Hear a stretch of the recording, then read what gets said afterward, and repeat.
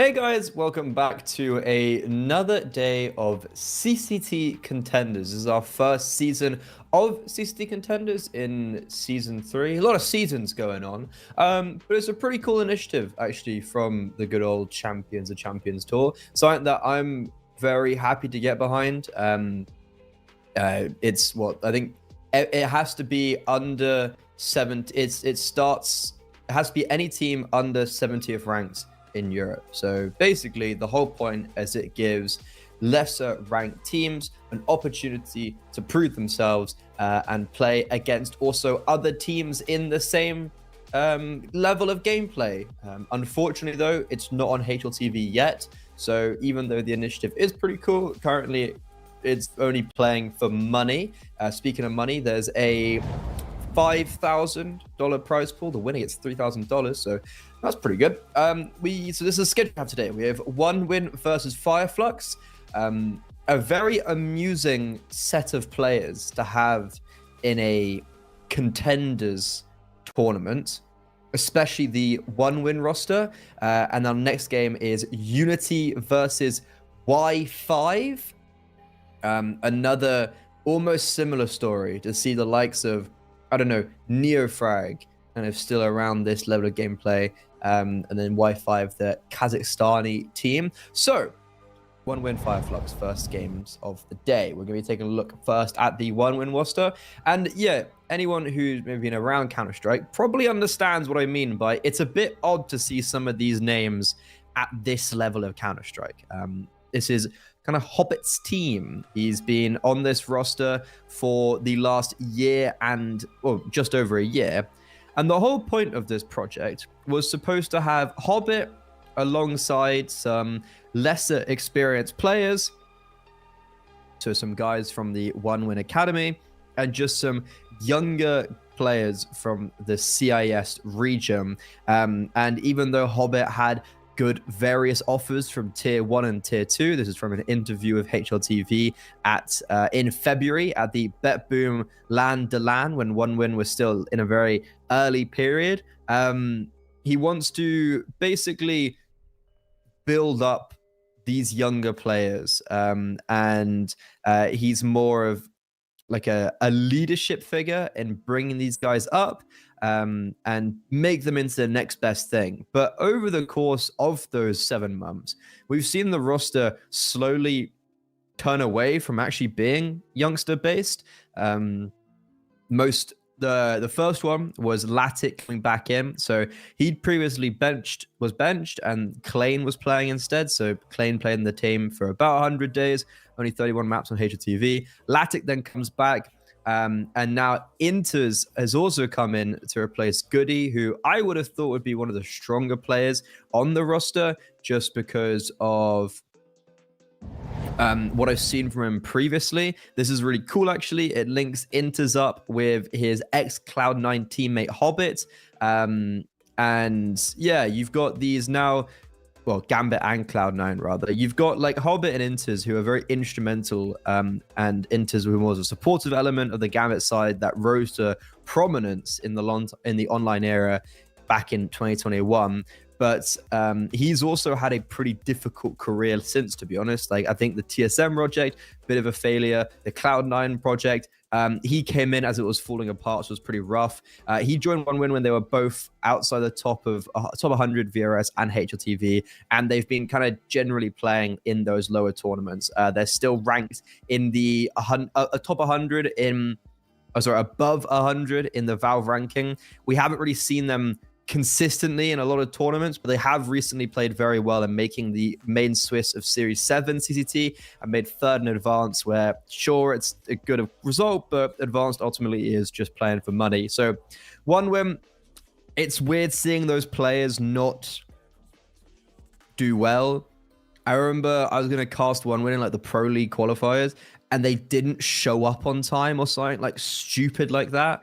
So this One Win side, it still has those youngster elements, and Kronos and Ozik, who, if I'm not mistaken, both come from a One Win academy. Yeah, so they both kind of come from like the center of One Win.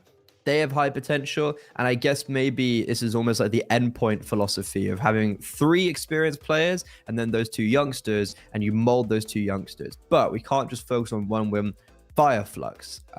This is equally a very interesting team to look at and think, how is Paz and Soulfly and even maybe Banjo to an extent at this level? Flux, their core have been playing together for just a year now. They started with Sensei, who I'm actually not sure where he's gone, to be honest. They parted ways with him back in April, and they haven't, I haven't seen him since either. So it's been a long time since it was apparently mutual consent, and the team has been very weird since they brought in Dougie, or Dougie Plays. I remember him farming me in Inters once to replace Sensei on the orb, and then Skrunk left because Skrunk quit playing and became the coach of Big, and then also got fired from that. Not really more of it. It's not really a him thing. It's more of a Big thing. But this roster now, I'm not too sure what's been happening because Dougie hasn't actually been playing recently. Instead, Dougie has been playing recently, but Shield's playing today. And then it looks like Finnegan's the new IGL. He's IGL'd Gun 5 or Guns, however you want to call it. My most notable results from him would be winning CCT Season 2 Series 4, and they actually beat Furia. In that matchup, it was like this really hyped final. I remember actually casting it. They beat like a really on form Mouse NXT. So yeah, it's actually a really cool win. And I think he actually did quite a lot of that Gun 5 roster. But since joining Sangal on HLTV, played 9 maps. He won the first 2. And is not, 9 series, won the first 2, hasn't won one since. It's weird to see this Flux roster so low down on the Valve ranking, 141st in the world, when especially you've got like Banjo and Soulfly. Banjo's won a tier 1 event. He won with Fnatic, if I'm not mistaken. He stood in for them and won the Eliza Masters SBU 2022. I just need to fact check myself actually there. Pretty sure he did. Yeah. No. No, it didn't look like he did. I wonder, well, I just don't know who I'm thinking of. But he did won the We Play Academy League Season 5. That was with like Volt and Regali. But yeah, it's weird seeing him because he's always been touted as like a really big talent. And Soulfly is always someone that I've kept like a really keen eye on. Ever since his Sangal days, I've seen him as this like mega star player. And I know he's played at like RMRs, etc. But when I look at this Flux roster, I'm looking at Banjo and Soulfly. And my predominant thought is, these are individuals who have not met the potential that I once expected from them. And now the roster's changing a little bit. Dougie would have actually been really cool to see because, I don't know, yeah, I just remember him farming me back in like 2020, give or take. And I know he's been part of like Eternal Fire Academy. He's been around the block, but hasn't really played at like a sustainable high level. Yeah, I really don't know. Really don't know what to think about this Flux roster because they were once competing for playoffs and then now we're here. But we look at the veto. 1 win, they picked Train. Flux, they picked Dust 2. Inferno as a decider. The Dust 2 pick for Flux, that's always played pretty consistently into what they like. That no surprise there. And for 1 win, I honestly haven't really seen much of them. I'm kind of looking at what... So, Dust 2 is also a pretty good map for them. Ooh, this is going to be a difficult matchup for Flux. Veto looks like it really heavily favors 1 win. Dust 2, they've played it 18 times. They've won it 13 times. They've also got some like really decent wins. There's Eklot, who have just won their regional league. A very strong 500. They beat Eternal Fire, and they honestly have some really decent wins on this map 1 win. I would be slightly scared if I'm Fire Flux. I think 1 win, especially with the addition of Inters, are going to be a team that should be seriously competing for the upper echelons of CCT, and so far they're on that trajectory. But here in Contenders, they're still looking to prove themselves. And with that in mind, we are going to be setting it to a short little break. When we're back, we should be live with map 1 wins map pick of Train.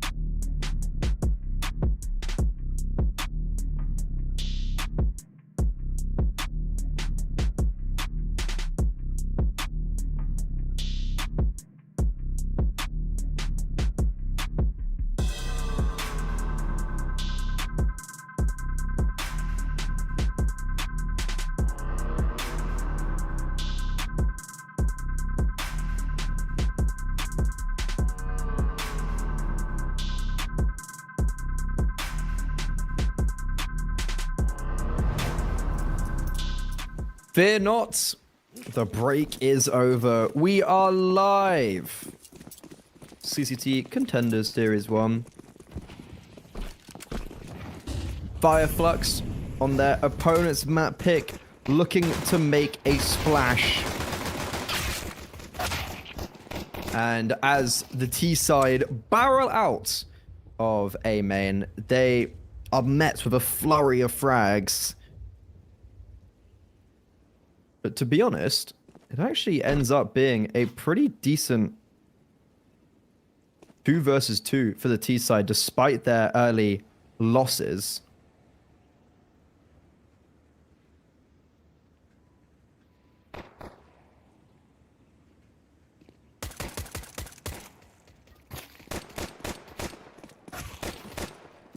And now it's Kronos in a 1 versus 2, a very difficult one at that.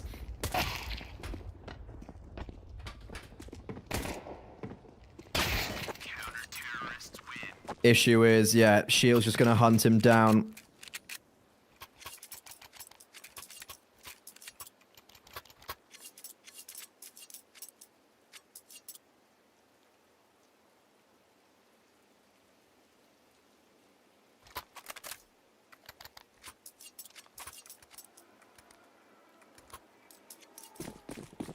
So, Flux, early on the board, their opposition's map pick. 1win, this is a pretty good map for them, and especially Dust 2. It feels like it's this whole veto just somewhat favors the side of 1win. Train is not really a map played for Flux that much. They just recently lost to Venom 6-13. That was with Finnegan. They've also played, yeah, they've played twice to Finnegan. They've lost to Forza Reloaded and Venom. Venom, pretty decent teams, to be fair. There's no real qualm in losing like that to them. But certainly, this should be, as we proceed deeper on into the game, I would imagine that 1win start coming out on top, but you never really know, do you?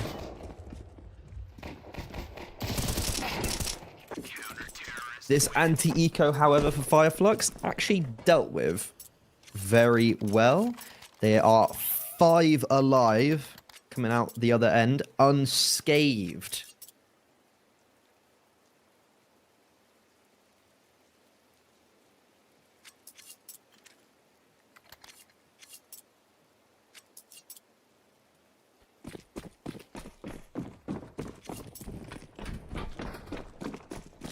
So, now we get into the real meat and potatoes of things. The first gun round, where 1win looking to wow us. Show us why they picked into this map. And it's actually off to a pretty difficult start. Kronos gets dumped a lot of utility onto his head, so he's only on 55 HP right now. And 1win, they're just throwing lurks around the map. Pressure being caught on Ivy.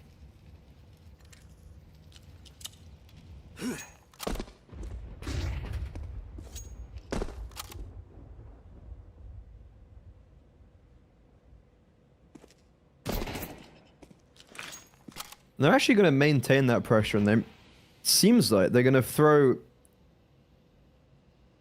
even more over there as well. So the CT side, they've taken out a lot of the utility in the hopes that they can storm their way in now.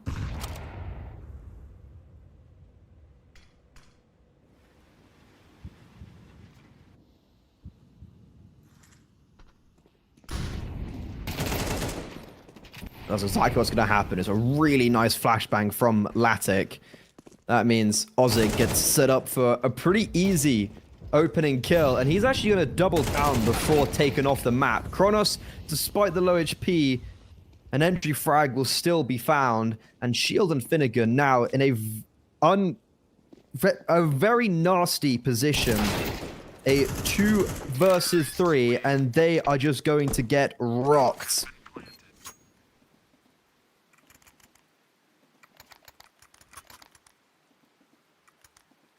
So 1win, their first opening round, it's slow and steady. It's a slower approach on towards that A-bomb site, but when they get there, nice and clean.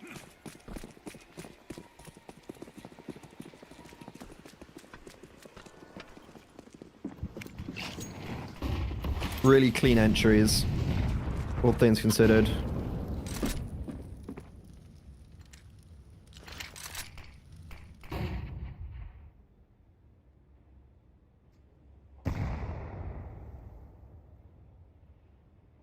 Similar round, to be honest, from 1win here. You can see how there's those 2 Ivy players, the 2 players by Brown Halls, and then also just 1 player in A main.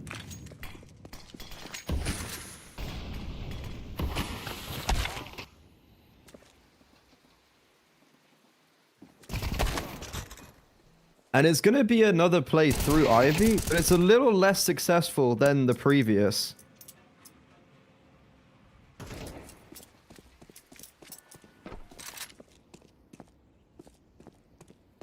And it's Latic now just in this pretty unwinnable 1 versus 3.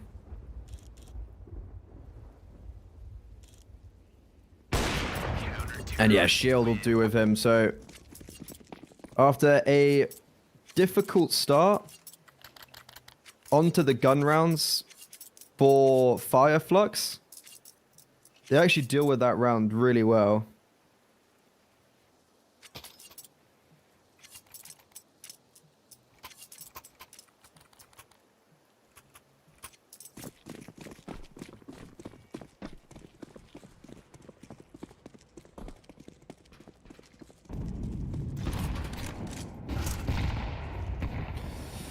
Back onto the lower weaponry for the 1-win side.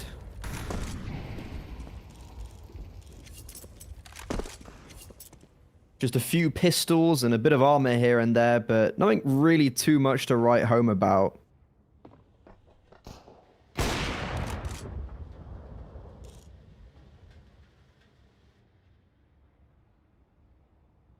So maybe a little bit of damage would be nice, but yeah, nothing too much should come of this for the 1-win side. It's also very important that Fire Flux just keep this clean. They want to be putting as much money into that reserve as possible. And no bomb plant as well is also very impactful. It's very good just to take that out of things, not allow for extra money to also go into the pockets of the T side.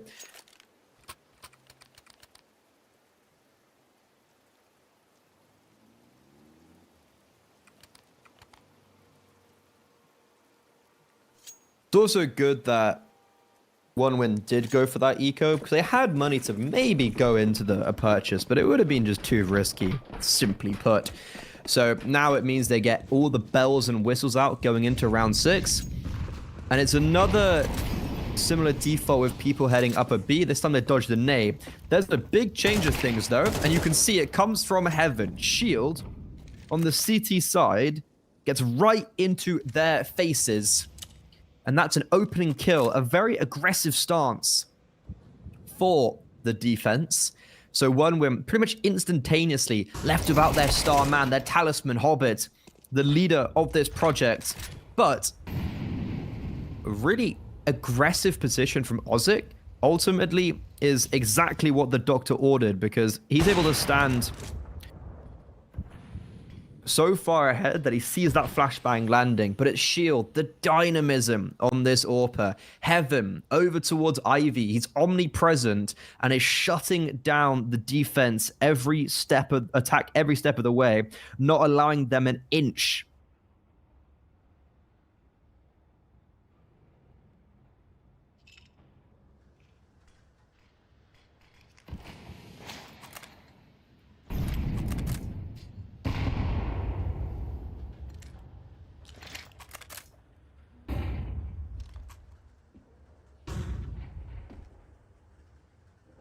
Is T-Side's going to need a miracle? Even more so, there's 2 players on this B bomb site. Finnegan, the newer addition to this Fire Flux roster, not officially, but he's been playing with them for quite a bit.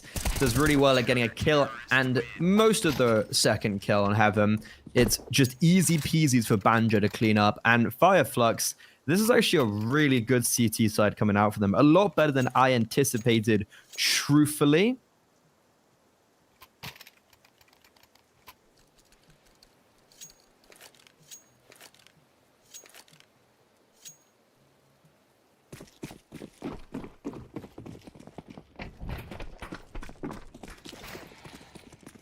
So, despite 1-win getting a really dominant first gun round,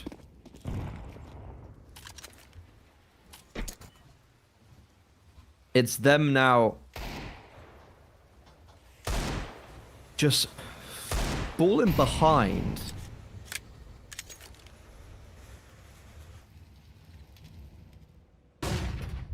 I do love this double Ivy setup.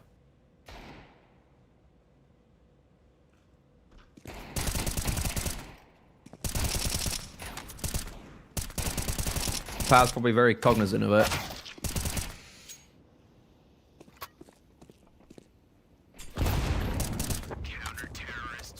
One win on their eco. They tried to storm through A main after the Ivy players had taken contact. The issue is...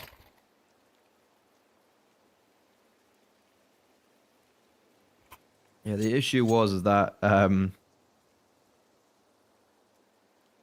those Ivy players kind of just got mauled, and yeah, a bit of a difficult one for... just a very difficult one for the T side. There was no real right answer.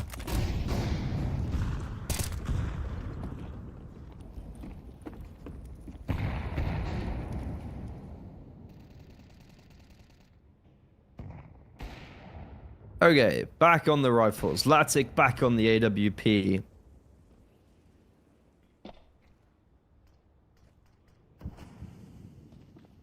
What magic will he be showing us today? Ooh, not the AWPer, but it's that double B setup. They take contact towards Pop Dog. Finnegan and Soulfly just sitting there.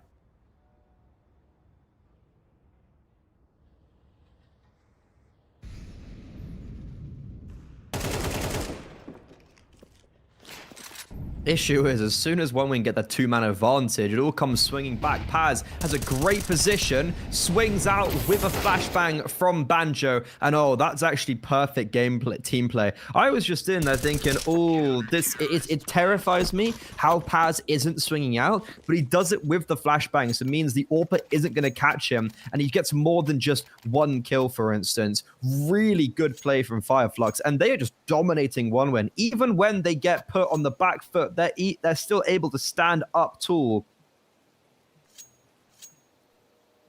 Really, really impressive.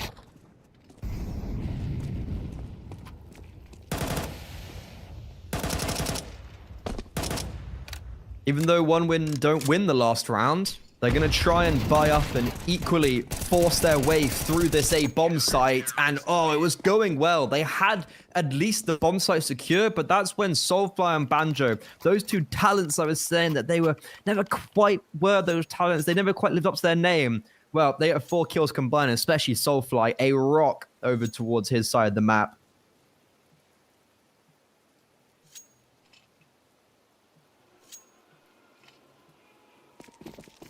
This is starting to really go wrong for OneWing on their map pick.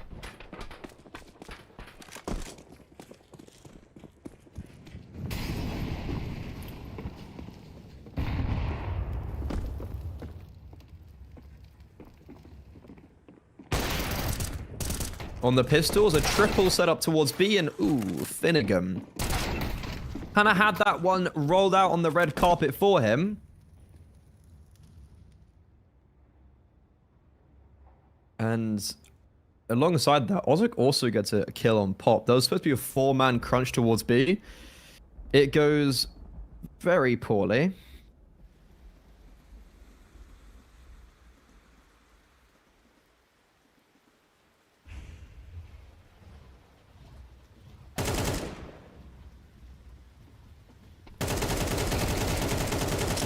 And wow. What a individual show of prowess from Paz there.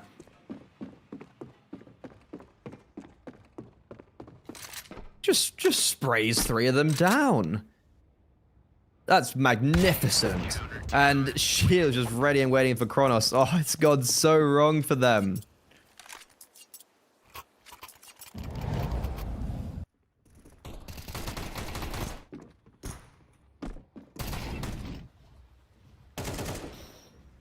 This is just phenomenal from Paz. Holds the spray, and it doesn't even get the player that made space. Even when they get the double opening kill, one win. We've seen it so many times before where they've actually lost those 5 versus 3s. A little bit too many times, actually, in fact. It's quite almost concerning how many times they're losing those 1 versus 3s. But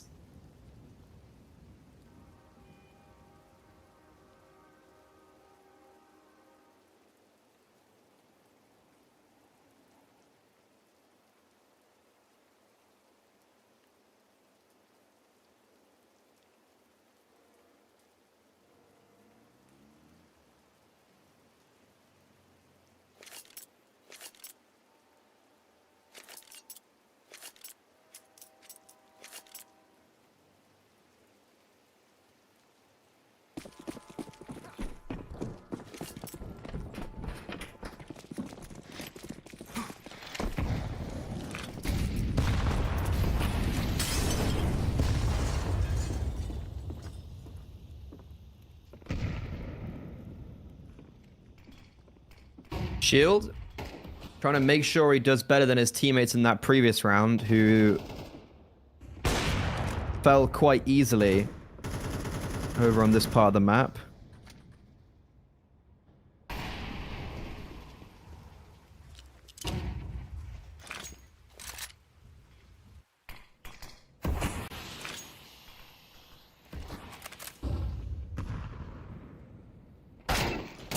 Ooh, very over-aggressive from Shield, though. He fails in pop, tries to go A main, and thankfully Soulfly runs out of bullets, hunting Latic down, everyone's getting tagged. How is Latic alive? 2 HP. It's almost criminal how little HP he survives on there. And Flux, their aggressive stances in A main come back to bite them slightly.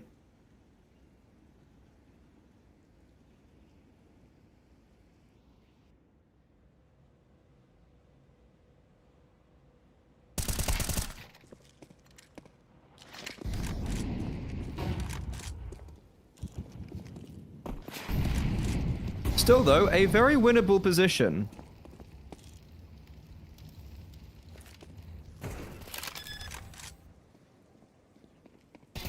Actually extraordinarily winnable now that Latic is only alive on 2 HP. No time as well. He's going to try running to connector, thinking he's running away from the CT side, but he just runs straight into Banjo, who was ready and waiting from that B bomb site.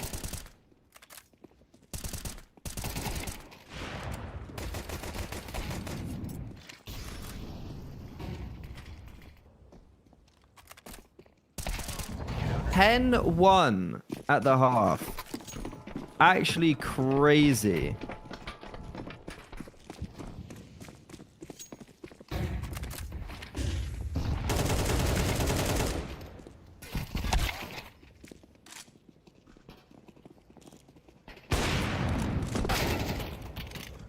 They don't even know really what can be done. This T side has been a real disaster.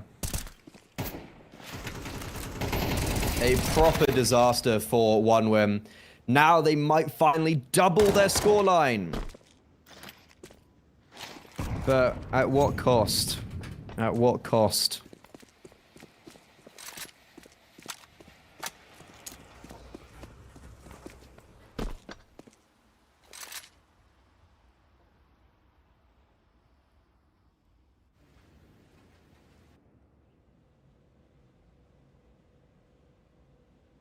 Banjo, though, I still kind of have my money on him winning this round. It feels a little bit too probable that he wins this out.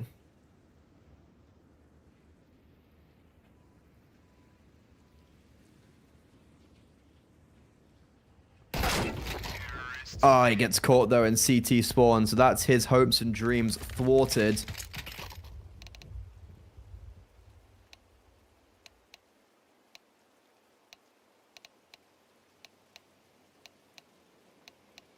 So it's 2 at the half for OneWim, but really unconvincing. That was such a dominant map from Flux. Incredibly impressive as well.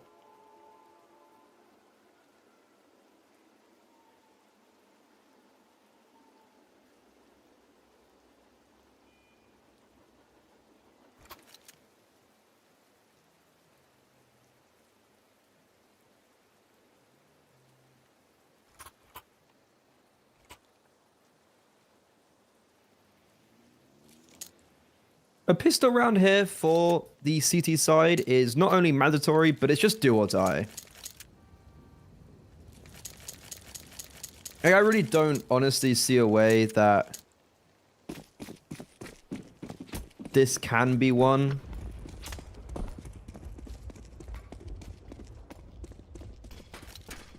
And the T side, they've got that confidence and they're going to be charging up with it. Straight out onto the A bomb site. There you go.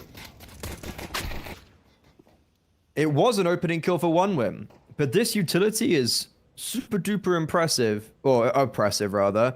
And one win after that opening kill, they basically lose complete vision and then don't have the rightful means to contest. So in this 4 versus 3, Flux, weirdly enough, though, not getting the bomb down. They're halting for quite a while, running that clock down and just waiting for one win to make mistakes, but instead it's them to make those mistakes. A bomb plant, I don't understand why they don't just get it down. Obviously, they had the issue of not knowing where everyone was and not having that map control, but plant on the back of the bomb site would have been round one. It seems a little bit actually perplexing that one win come away with that with a round one. I think they're going to be quite chuffed with themselves.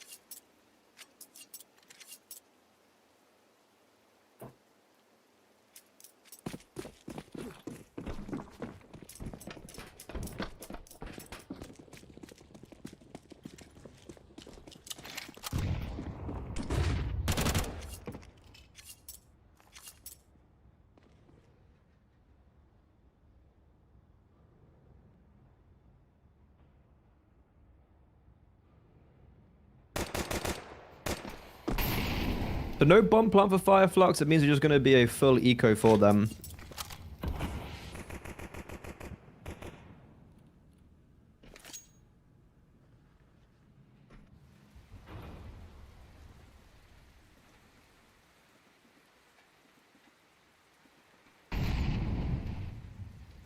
Glock's aiming for what the team the last round couldn't do. What the team couldn't do is go for a bomb plant.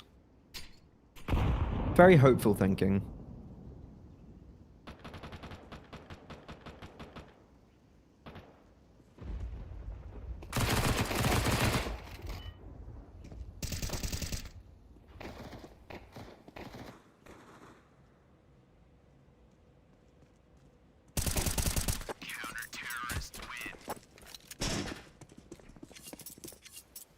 Unfortunately, no bomb plant. I actually don't really get anything going in the round.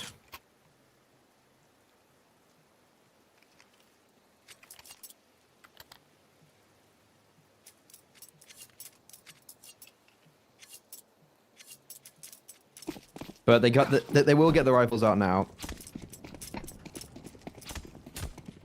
But the real test is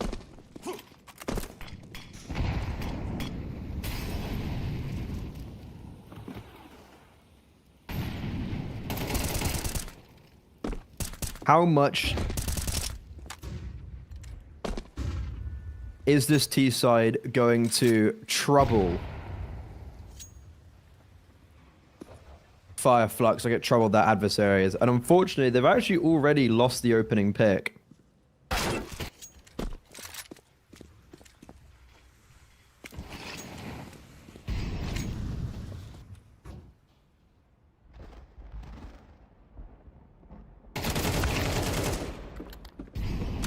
Finnegan will pull one back, and it actually does get put now into the 3 versus 3, as Flux, they've really played with the rotations of one win.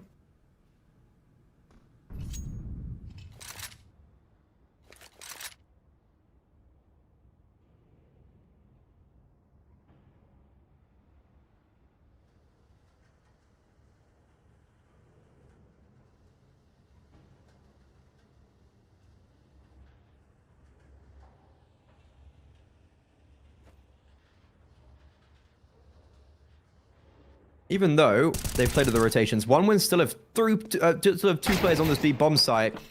Inters catches off Paz, but Shield's able to trade. Kronos not going to get cleared. He's on 6 kills. He's had a very rough game, and he will allow for the bomb to go down. And he's actually taken a long time, but Shield will not clear him. Finnegan, the new IGL for Fireflux. A 1 versus 2 where he gets the first kill, but doesn't expect Ozic coming from ramp. Close, but no cigar.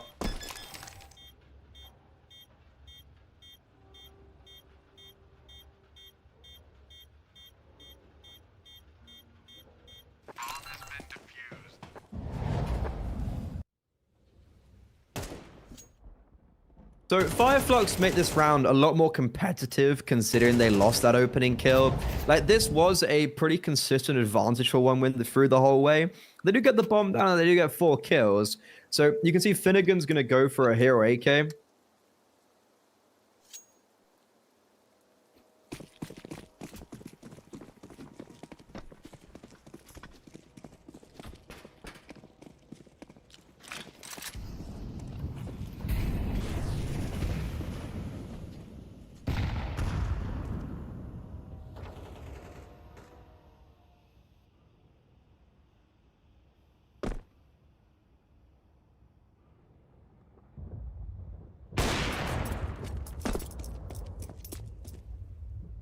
And that hero AK actually instantly just gets dumpstered. It's an opening kill for Latic on the AWP.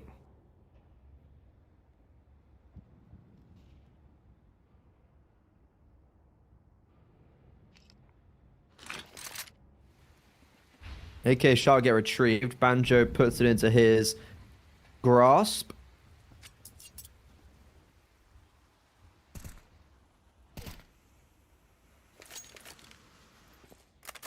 Hobbit's exposed himself over towards Ivy. We have the information that he's there now. He just swings out, actually. Just fully takes that fight.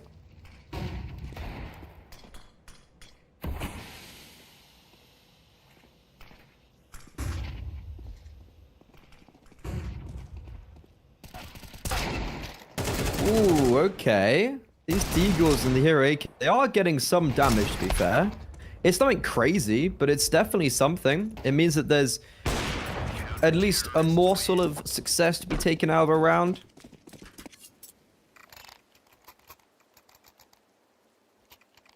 But with it all said and done, 1win, they get to 6, and it's 4 in a row with them in this half. 5 in a row if you count the end of that first half. And Fireflux have just kind of struggled to find their footing on this T side. They haven't really got the opening stances like you'd expect. Or like you'd hope, rather. The CT side have been doing good at shutting down those opening hopes.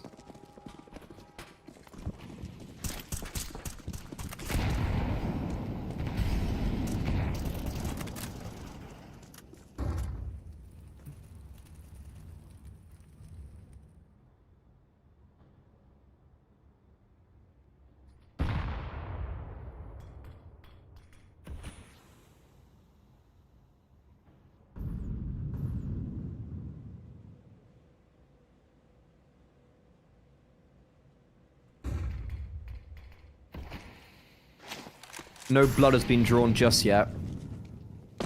As the T side start to put contact towards Ivy.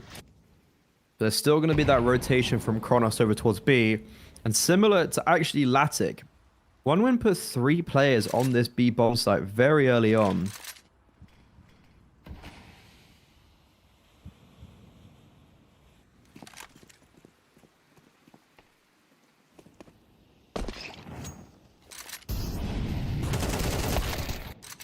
And now the hit comes through.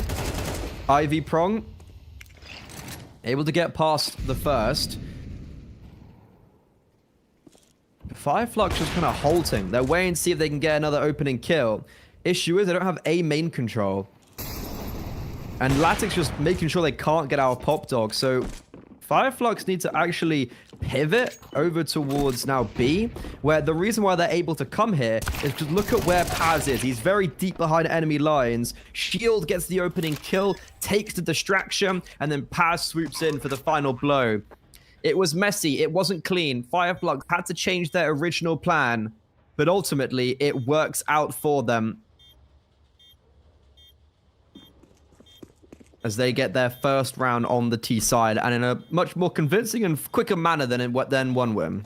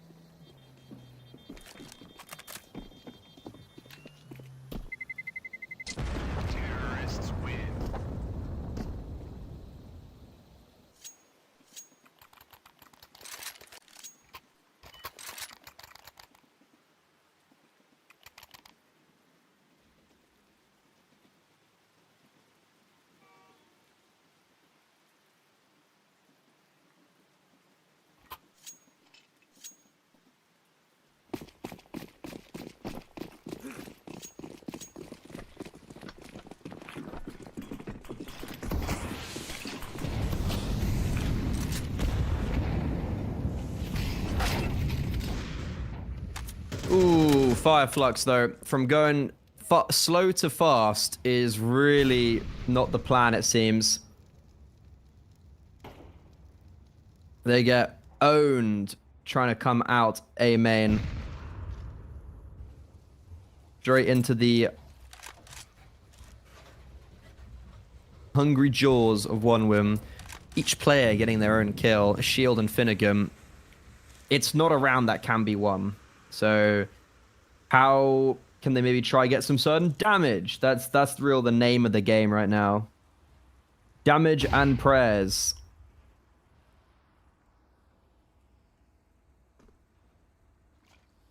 Oh, Hobbit spotted Shield there as well. That's super rough.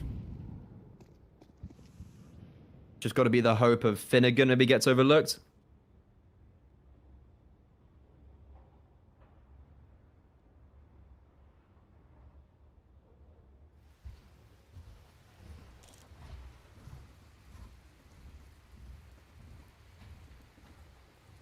Or even if we get to this stage,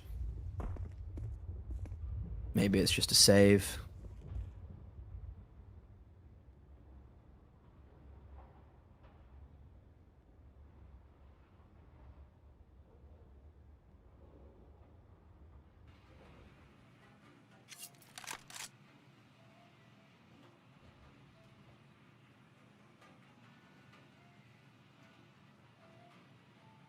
Counter-terrorists win.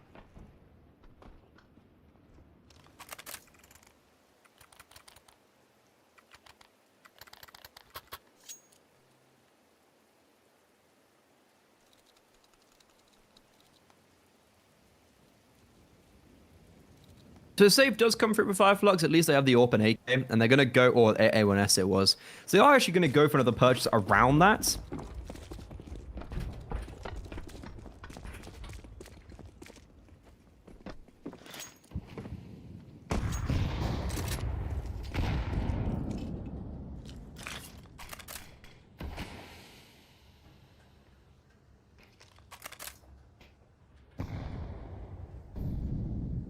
I'm starting to get almost a little bit scared for Flux. Like, is this going to be a T-side curse? Is this going to be just the bane of... Yeah, is this going to be the bane of brains, just people struggling so much on the T-side?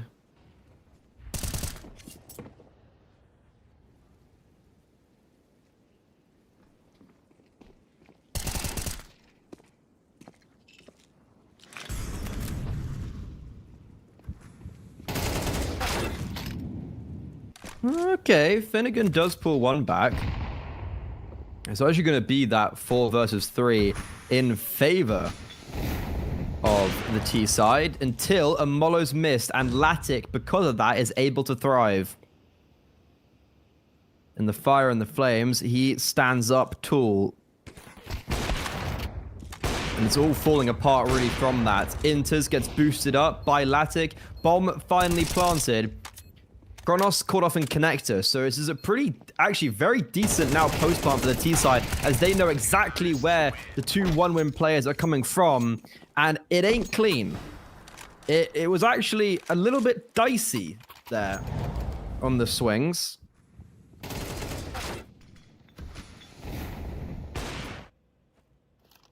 But ultimately, it's looking good for the Fire Flux side as they finally do hit 12 on their opponent's map pick. I will say I was very scared after the pistol round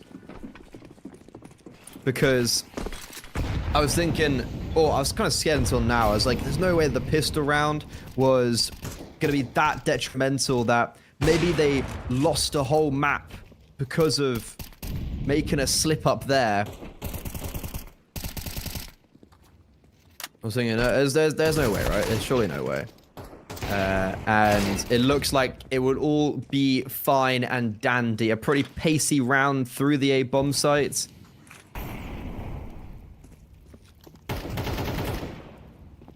And now it's only Hobbit alive to try and do it all.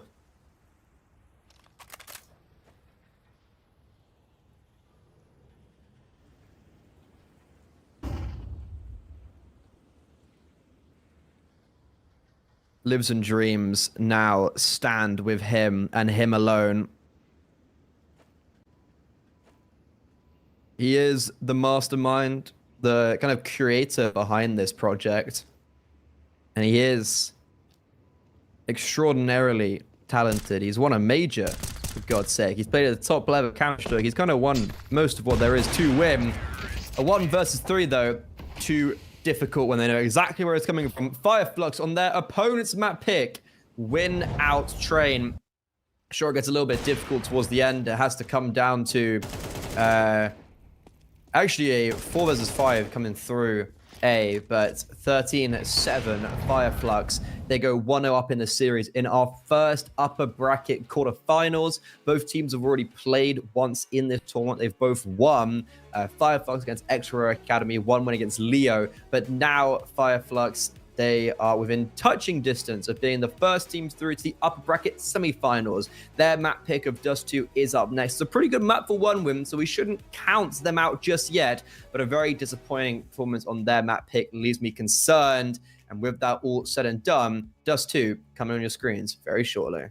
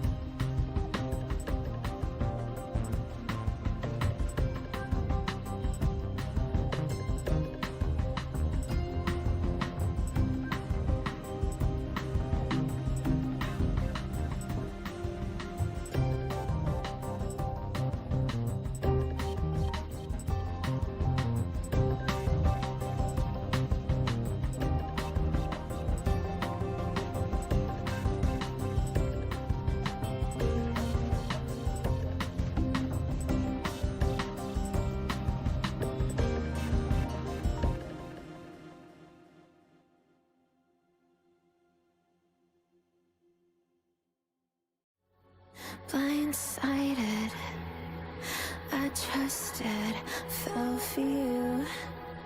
What a stupid thing to do. Blindsided, high hopes, but they fell away the moment you lied to me.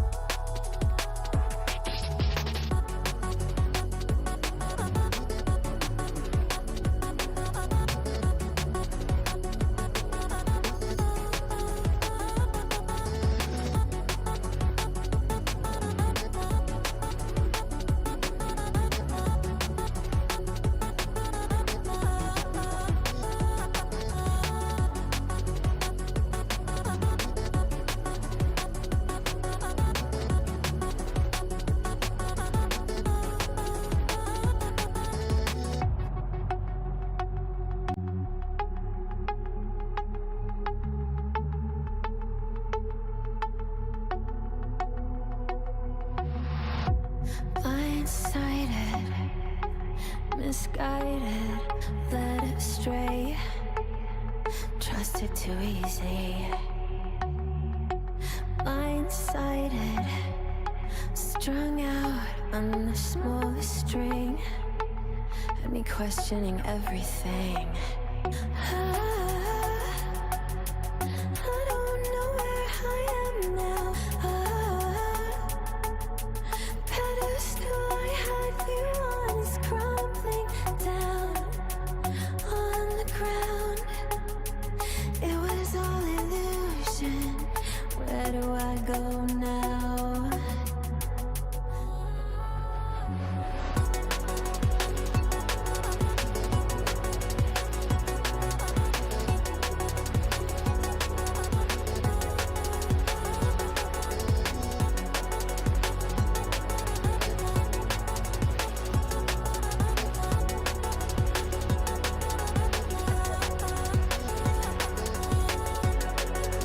How do I hear your voice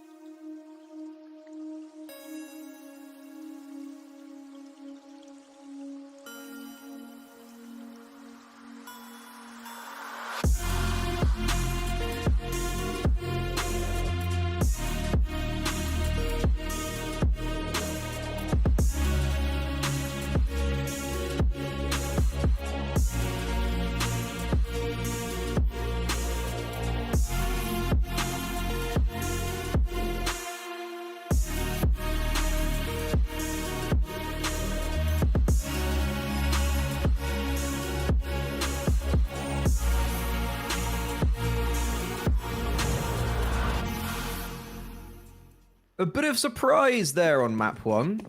Didn't anticipate one win to roll over quite in the manner that they did. Flux, they go 1-0 up in this series. It's a double elimination bracket here on the CCT Contenders. Slightly different to what you might expect on our regular platform.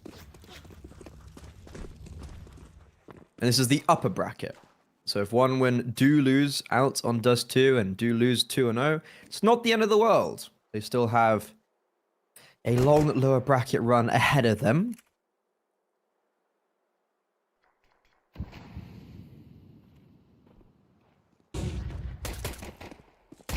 Flux starting on the CT side.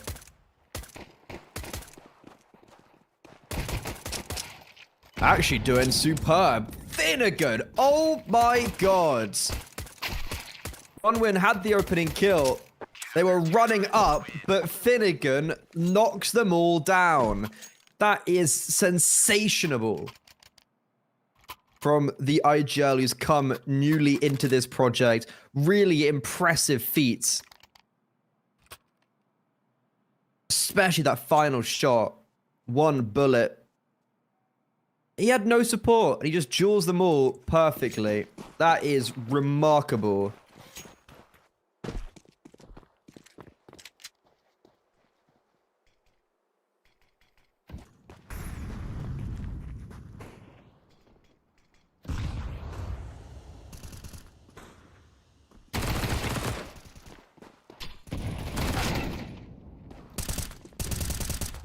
Need to be careful against these Tech 9s. No bomb down, but one win still going to be buying back up.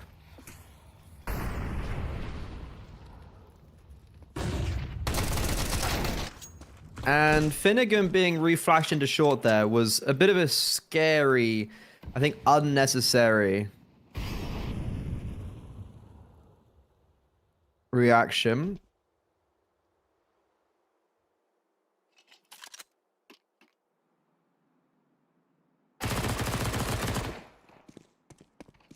But so much damage has already been done that even though it's a 3 versus 3, Flux still going to be looking pretty comfortable.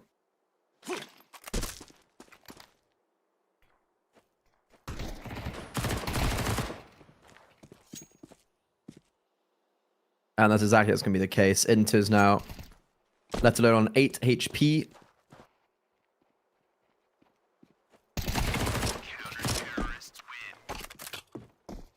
Good to see Soulfly back in his usual tricks. Same with Banjo.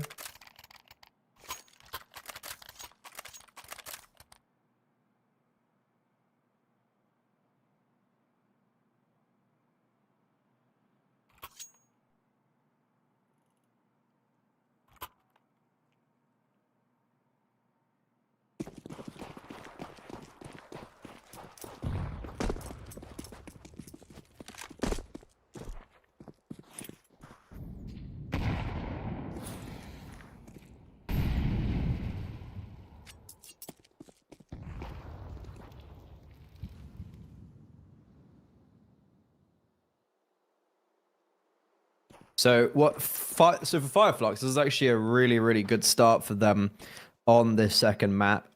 Pistol conversion. Now they're going to have an eco round to deal with. Hobbit's the only danger. He's got an upgraded AK dropped over by Ozic. But if that doesn't get a bomb plant or quite a lot of kills, it's going to be rendered somewhat useless. And it means that in the proper gun round, the first gun round, one win aren't going to have a substantial buy on Ozic. And even Hobbit to some extent. But it's actually done very good to get good damage on Finnegan. The hero AK is being revealed. And Shield on this bomb site needs to do quite a lot of heavy lifting because his A-site player has dropped off. Soulfly on long is trying to help, but he's struggling. And, oh god, that is a very important kill. Shield gets onto Inters. And now Hobbit, who's just been legged, has to 1 versus 4. And Soulfly looks like will be the only casualty. Banjo could have actually maybe upgraded that Mac 10 if Shield had thrown it over to him. So the hero AK actually doesn't get picked up. Or maybe Paz just picked it up. Regardless though, one win. They're not going to be able to reap the rewards of that hero AK as Ozic just on a deagle. And there's low utility on the likes of Kronos and Latic. But an AWP out for the T side, and an AWP already hitting a good shot. Shield, not fatal, but 93 HP is taken off.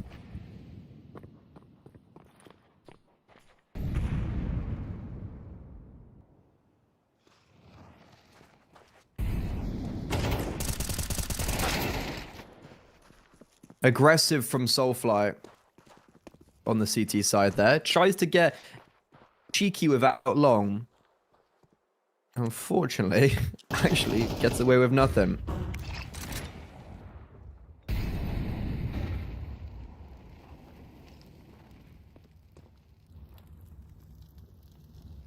Damage, but it's a rifle that Ozik has that he wouldn't ordinarily. Bad short smoke. This is going to get abused. Paz doesn't realize it, but he's let them lose. Good nade. Somehow doesn't deal a single damage to Ozik, and that's an opening kill that should just shut off this round. Fireflux most likely going to have to save in their opening gun round, especially considering Shield's also 7 HP, but Badger might not be able to, because look at Ozik. He's actually just top mid. I think he will die, though, in one way or another, and yet Finnegan catches him. AK should be scooped up, and Shield just over towards B, not really having anything to say in this.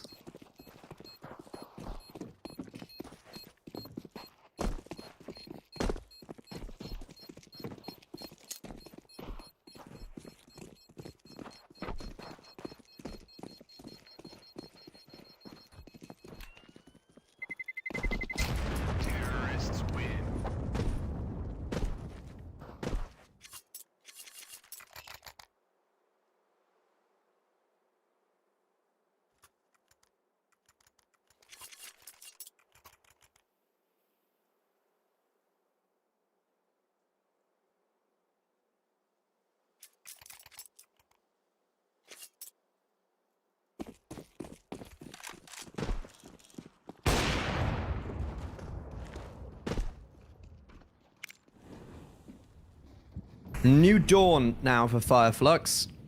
I would assume there's going to be no cheeky lurks coming out from Soulfly in this round. That nade's going to be huge. Ooh, Hobbit just about gets away around the corner. And yeah, Fireflux playing a lot more reserved in this round, letting OneWin take that map control. Up towards mid and short.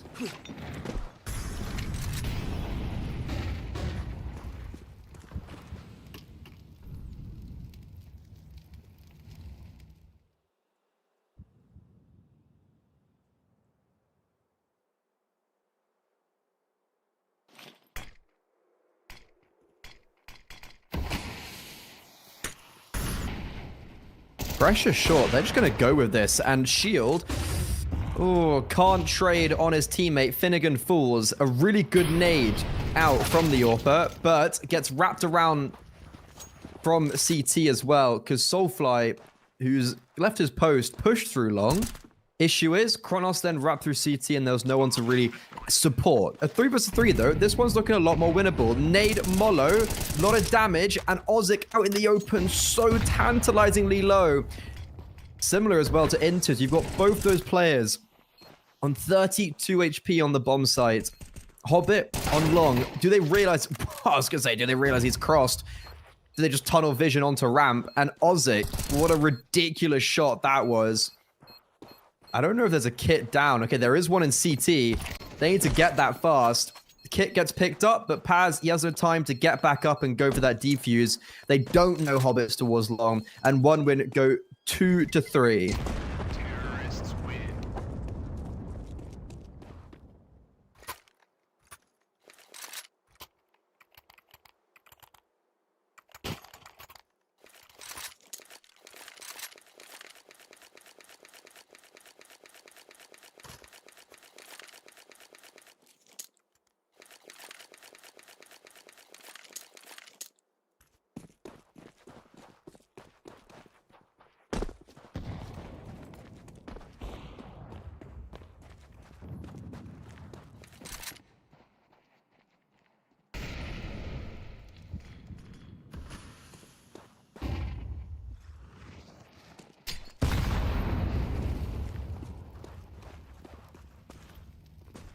A pretty disappointing round for Fireflux, where I wonder if they try to get maybe a little bit more aggressive early round and not allow one win just to execute on a bomb site like they did.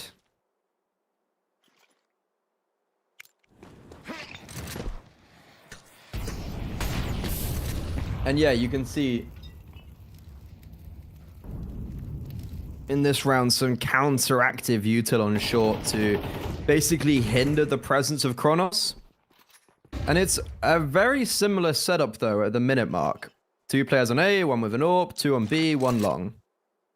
Soulfly last round got aggressive, and that was actually a poison chalice. So even though it was great that he got all the information that he did, no one really rotated over. And he wasn't able to support his AWPer who got killed from CT. But in this round, gonna be the B bomb site tested.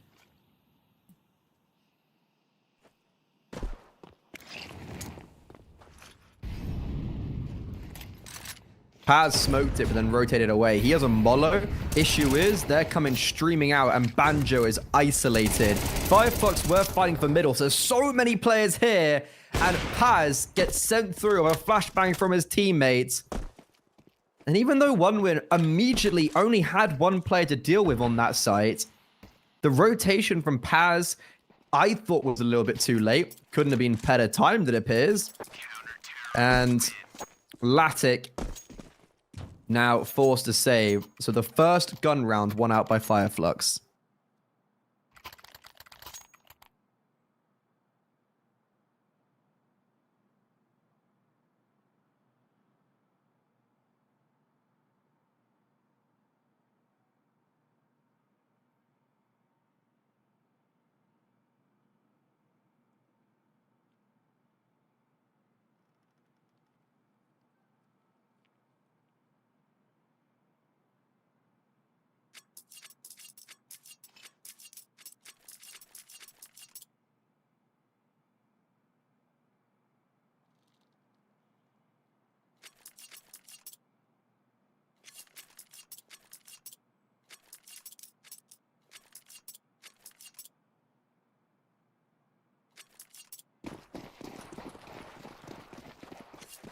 One would have been better when it comes to the rifle rounds, but that B execute fell very flat in the previous. Feels like Latic hasn't had any impact with the AWP. And as I say that, as I uttered those words, he gets the kill onto Paz to open up this round. And a very important one at that, because Ozic, again reduced to a deagle. Feel bad for him at this point. And there's not even that much util around him. So Latic getting his opening kills is actually very important.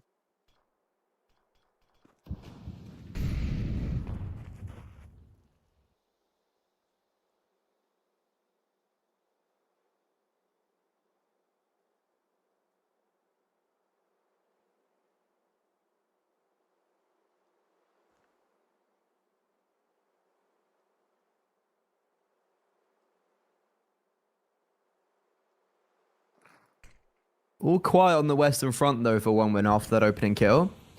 And it's Fireflux who have made more of an aggressive stance towards middle. So sure, there's a quick rotation towards A, but Shield, he's the only line of defense. And he's not hitting a lot of these AWP shots. There's going to be no mollo to get him out of the way. That flashbang misses. A supportive flashbang allows him to get at least one, while Soulfly cleans up the act towards long. And Shield, he misses the easy ones, but he hits the flick headshot when he's put under the most pressure. It's Soulfly to swoop in for the third, and that's a really impressive hold towards the A bomb site, despite Fireflux being at a man disadvantage, which would have been ordinarily that third defender.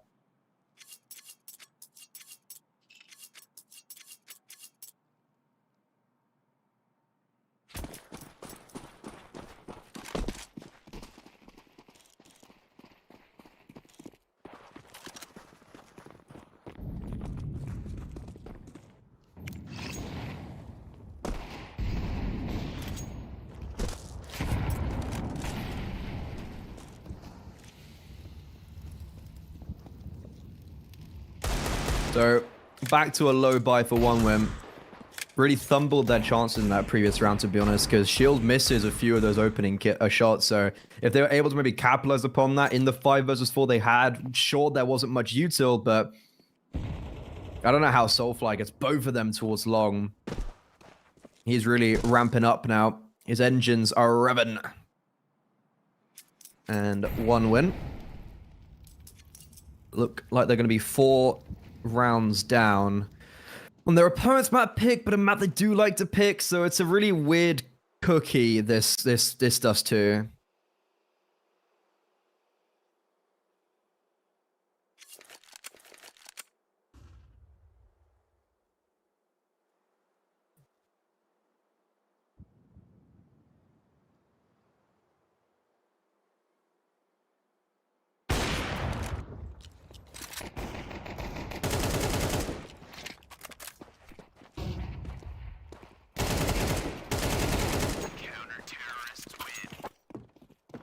Exactly what the doctor ordered.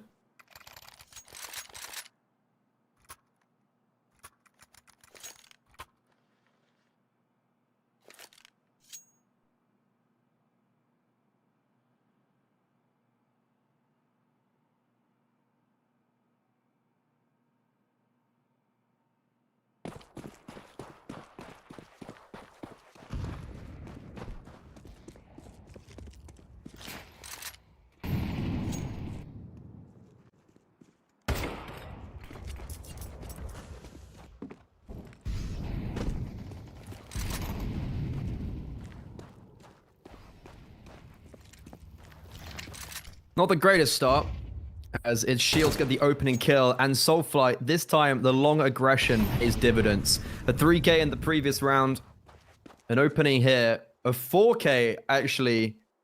Oh no, yeah, he's had two 3ks in a row. He's now got an opening kill.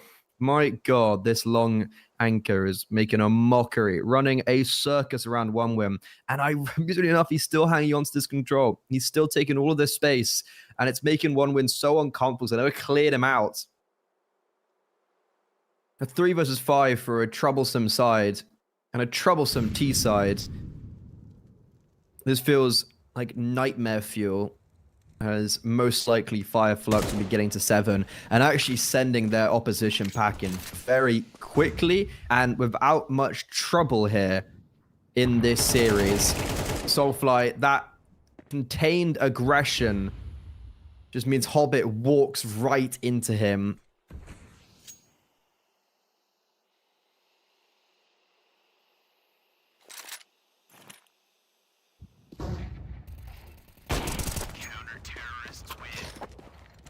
Wow, the shutdown is very impressive.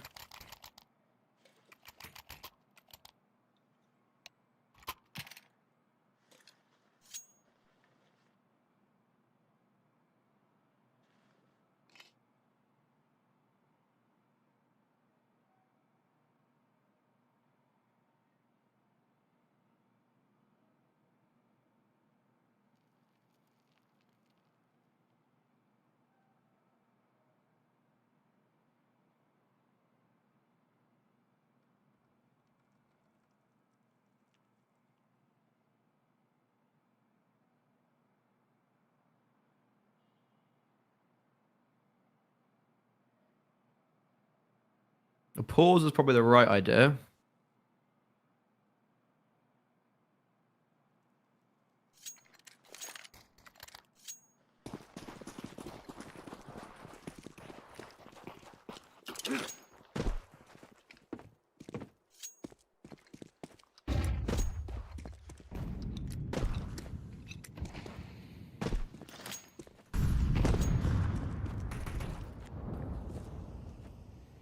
Tech Nines. I don't have much hope for 1 win in this map anymore, to be honest. Hobbit thought he had a great timing there, but unfortunately there was just no one behind that Molo. You know, that is the right idea, actually. Try to see if you can play around the missed Molo, and he does, but what can you do? Big eyeballs on Inters.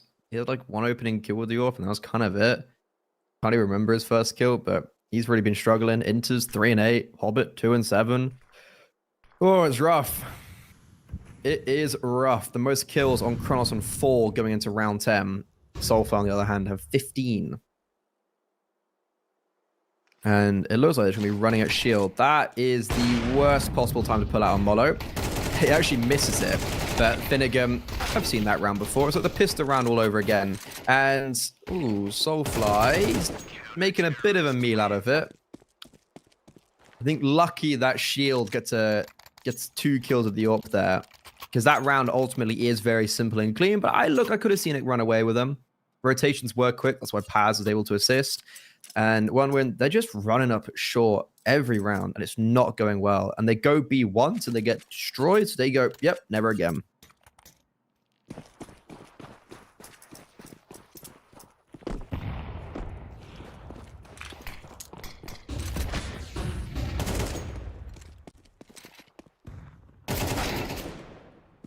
Soulfly just stands and fights. He knows Hobbit's chasing him down, so he just stands out in the middle and shields him.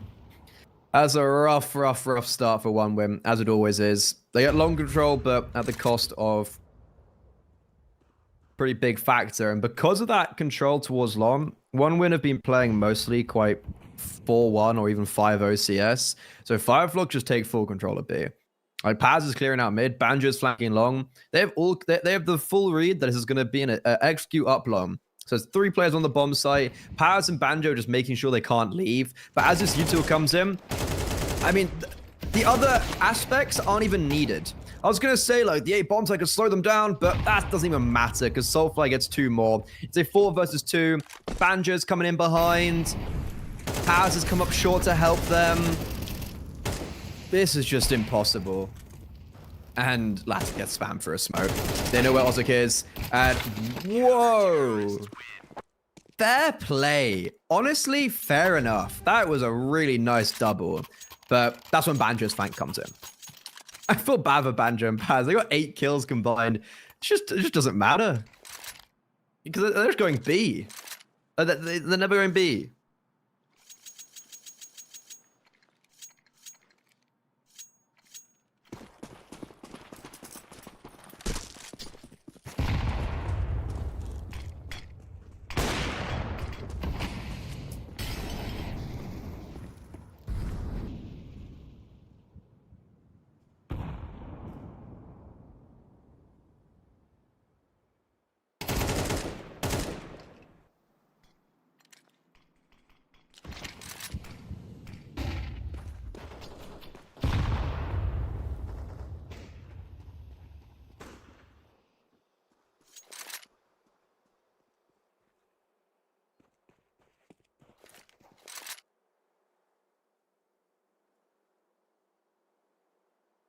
Don't really know what one win can do here because, well, it's another opening death.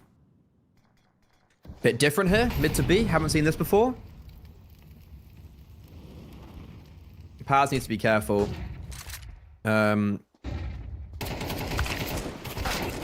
Yeah, gets a bit over aggressive. Banjo is now alone on the B bomb site. Trying to get them as they come through window. And he can't. Finnegan, though, straight through that CT smoke. Advantage back to Fireflux. Shield and Finnegan need to be careful because Inters are just going to swing through this doorway. But the T-side smoke actually allows Fireflux to hide from that. But Finnegan still falls. Soulfly trying to be set up. Flashes himself in. Doesn't see Ozek on the back. Head now spotted. And that is ridiculous of a flick. Inters 1v2, blinded and executed. A 10-2 half of Fireflux with Soulfly sitting proudly upon his throne at 21-6. A just simply beautiful first half where he could do no wrong. And that is the OG Soulfly that I have been waiting for, finally rearing its head.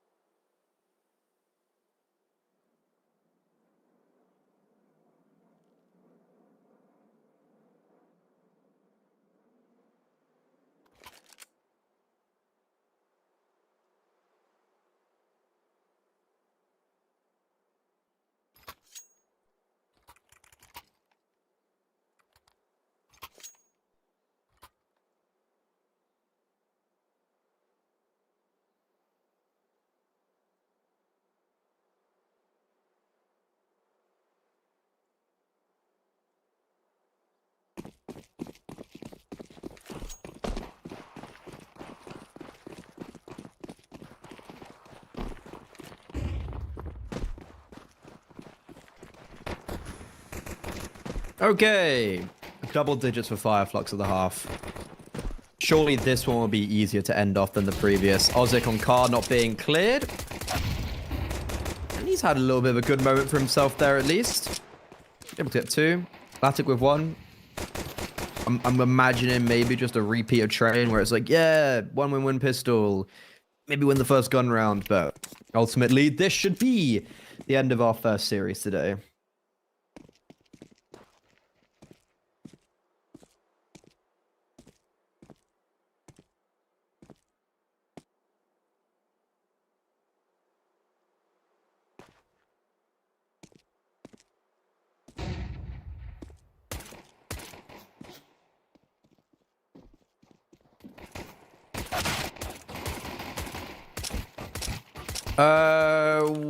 Hold on a second. Why has this actually got a little bit competitive?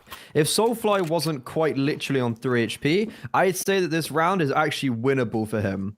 But that 3 HP should be a big enough difference maker, especially because he doesn't have the bomb. I think they've just actually heard where he is as well.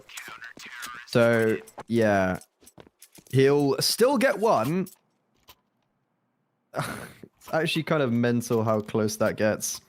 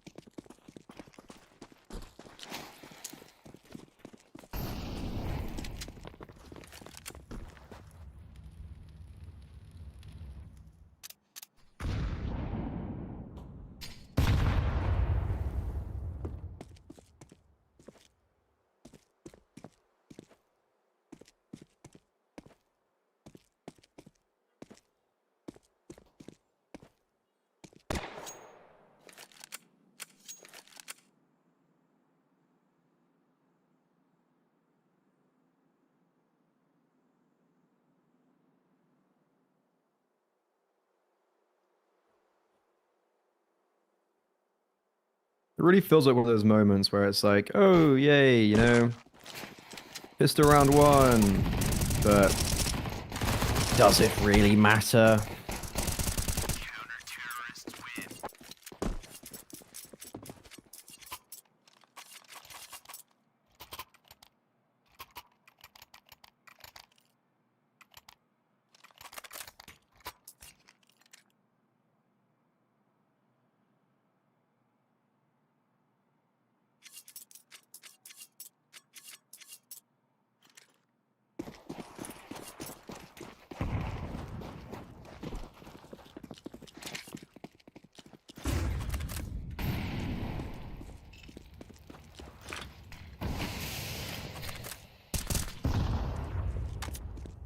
Rifles back up for Fireflux. This is when they should shut down any difficulties.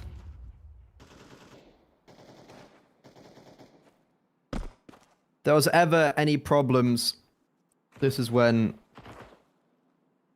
they should be quelled.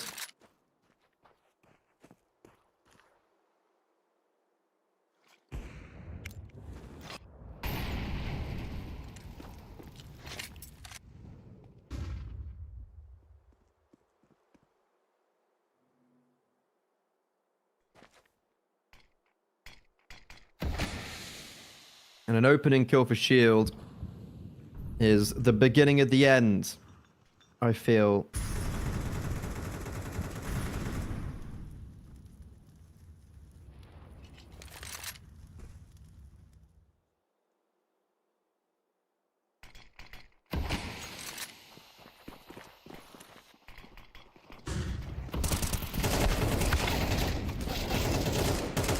And now this short execute looking as clean as ever.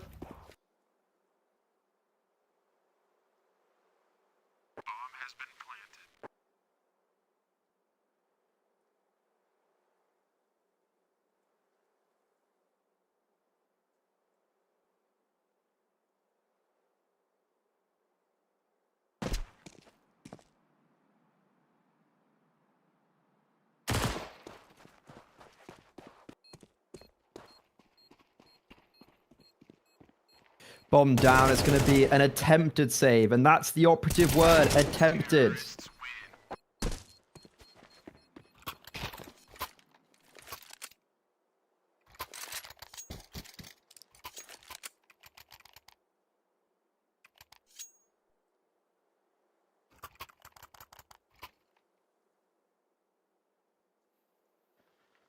Because they're not actually going to be even given the chance.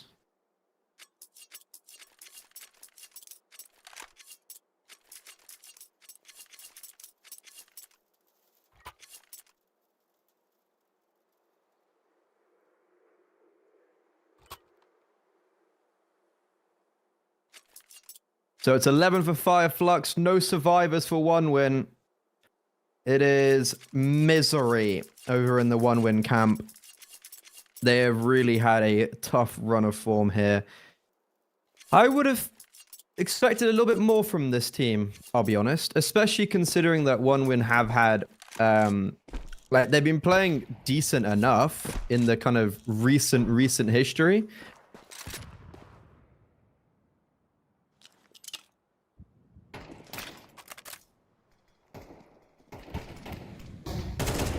But apparently not good enough. And oh, wow, okay, Soulfly just out on B. Not great support. Blinded, forced away.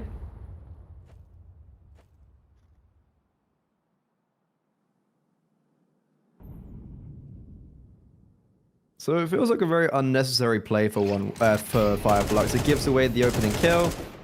And Finnegan, again, feel like he should have had that on Ozic. And needs to be careful. These flashbangs are going to be really nice. But Latix, even though he's fully blind, still wins out that bout. It's a 3 versus 5 for Fire Flux. And it just feels so unnecessary. This whole everything.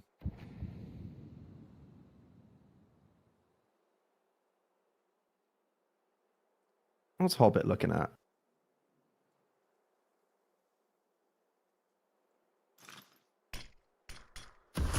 Shields AWP has to get these opening kills. And he spots, enters, and on the second time of asking, he strikes. Bomb drop though. Shields in a very difficult position when he needs to collect this and escape. Ozic flash through the smoke. Shield runs away, reads into it. Oh my god, it's so messy. He gets away with his life just for a bit. Paz, the saving grace. Latic, AWP v AWP, 1v1. No scope misses, and Shield will be putting his team on map and series points. By God.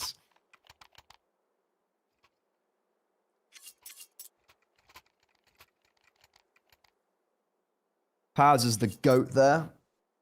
But also kind of GOAT for Shield. Somehow he survives. I don't really get how he survives for as long as he does. So fair play to him.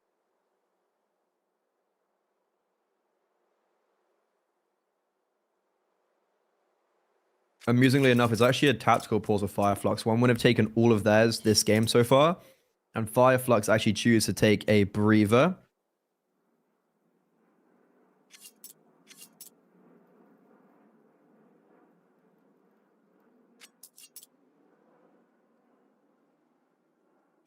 Interesting to see that.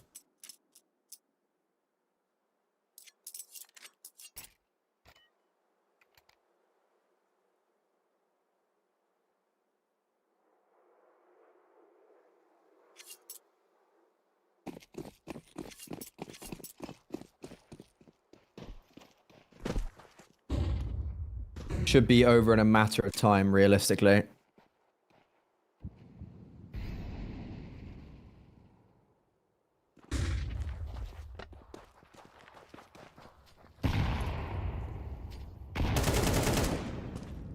Hobbit's already taken big damage underpass with the nade. Flashes perfect. Spray. It ends off amazingly. Soulfly, it wasn't the cleanest on the original spray, but he ends up getting 3 kills and he finishes that map 27 to 11. Just abhorrent from him. That is just excruciatingly impressive from Soulfly. And with that all said and done, we have our first team through to the upper bracket semi-finals here in the CCT Season 3 European Contenders 1. This is teams only invited when they are below 70th in the VRS ranking. So that's our first upper bracket quarterfinal game done. And the next one is going to be Unity Esports versus Y5 Esports. There's actually going to be quite a while until that game comes up on our screens. So we're going to throw it to a short little break. And when we're back, well, actually a very extended break, when we're back, we're going to see who will actually be meeting Flux in the upper bracket semi-finals. Will it be Unity and Neofrag, or will it be Y5 and the Kazakhstani 5? Go get a glass of water, go get something to eat, and we'll be back shortly.